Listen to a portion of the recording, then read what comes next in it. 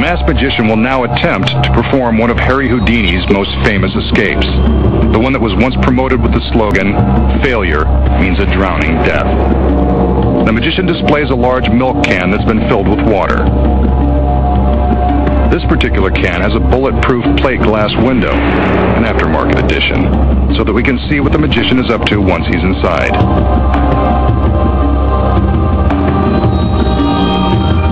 His beautiful assistants remove the lid, and I think you can guess what's going to happen next. The magician steals his courage and squeezes into the can of water.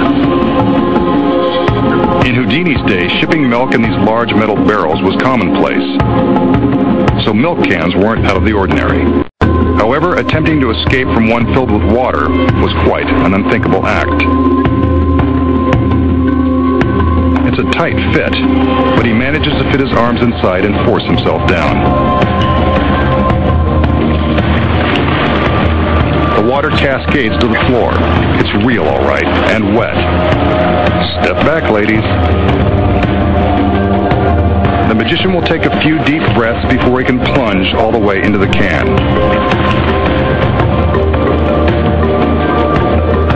That mask isn't helping matters either. He'll test his ability by trying to hold his breath in this very intimidating can. Try to hold your breath with him. His assistants place the metal lid in place. There he is, behind the glass. Remember what I said about drowning? It's important to remember that this is a world-class magician, and at no time should you attempt any of his dangerous tricks at home. The magician is doing a test run of his lung power, to see how long he can last once he's really locked inside. How about you? Are you still holding your own?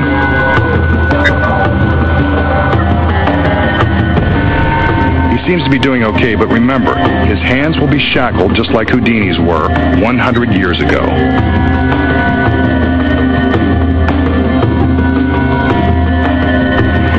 It's nearly a minute now. That's about all he can take. His assistants remove the lid, and it seems like he's happy to be breathing again. Did you last as long as he did? He's shaken, but ready to go on. The extra hardware will make the escape even more death-defying. The magician willingly holds out his wrists for a pair of regulation police handcuffs. Wonder where she got those. Since Houdini was known as the handcuff king, this is only fitting.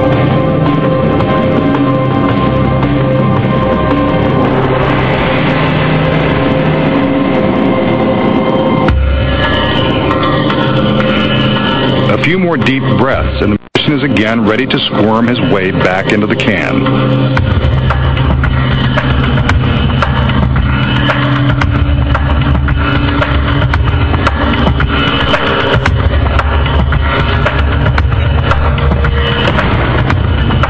The lid is returned to its position,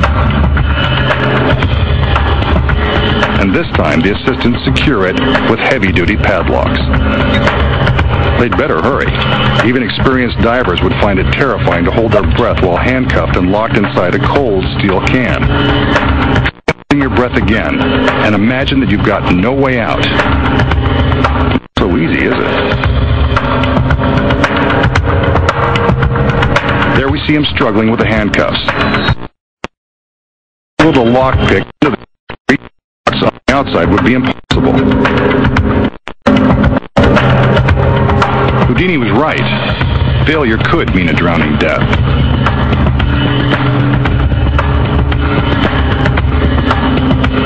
He wrestles with the cuffs for a few more seconds. Maybe he needs some privacy. His assistants raise a curtain in front of the can.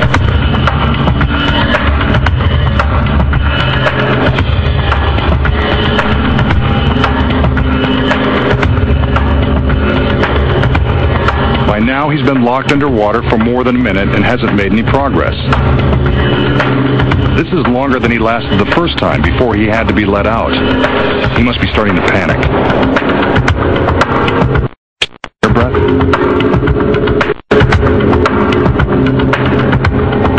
90 seconds now and still no sign of him. The assistants better do something. Get him out of there. He's safe. What a relief. I bet even Houdini didn't have a welcoming committee like this. Drowning in the old-time milk can.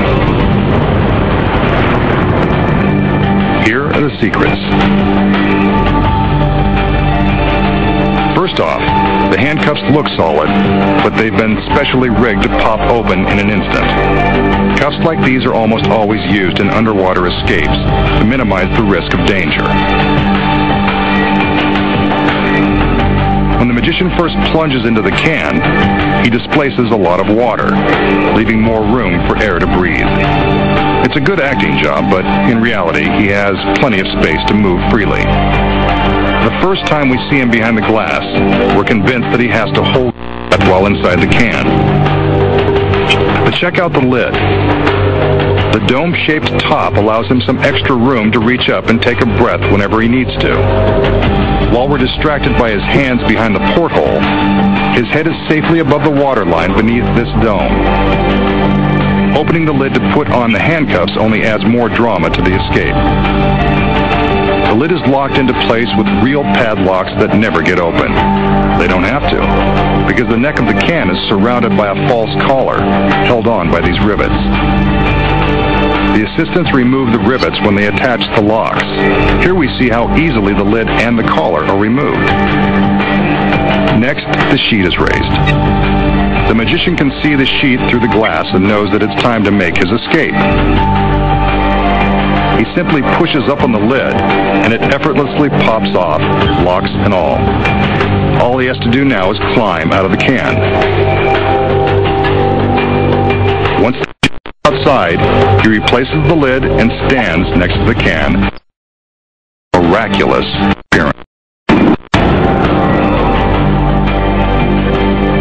The girls provide the hero's welcome, and the illusion is complete.